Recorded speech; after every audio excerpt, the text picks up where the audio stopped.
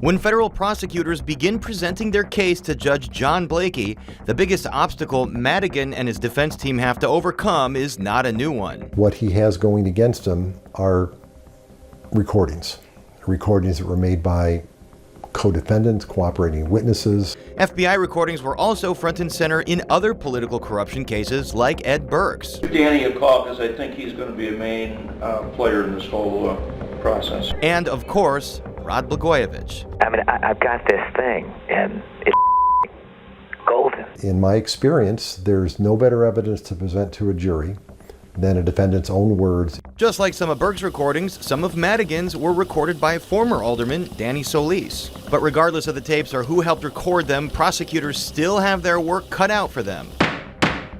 Just a few weeks ago, a federal judge declared a mistrial after jurors said they could not unanimously decide if former AT&T president Paul LaSchiazza was guilty of bribing Madigan in exchange for favorable legislation. If you look at the jury pool, it was 11-1 to convict in that case. If you think back to the Rod Blagojevich trial, he had two trials. A lot of people forget that. The first trial was 11-1 to convict.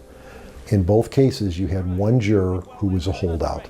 When they went back to trial the second time with Blagojevich, he was convicted on virtually all accounts. While a mistrial verdict might make Madigan's defense attorneys nervous, there are other points that may weigh in their favor. If you go out on the street and ask people, should we prosecute people for corruption, you'd probably get 100% saying yes.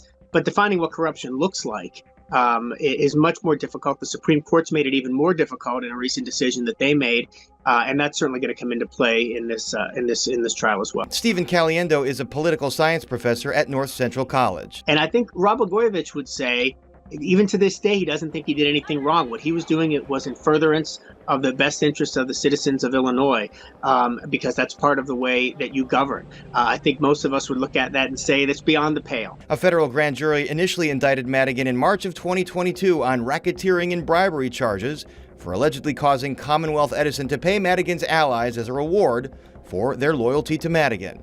7 months later, Madigan was charged in a superseding indictment with another conspiracy count for the alleged corruption scheme involving AT&T. There's been allegations and rumors for decades about a criminal enterprise that he was running, and that's essentially what he was charged with in the federal indictment. Whether it's Blagojevich, Burke, or Madigan's case, it all comes down to this. That's what the jury ultimately will have to decide, whether or not it's regular politics or whether or not it's crossed the line.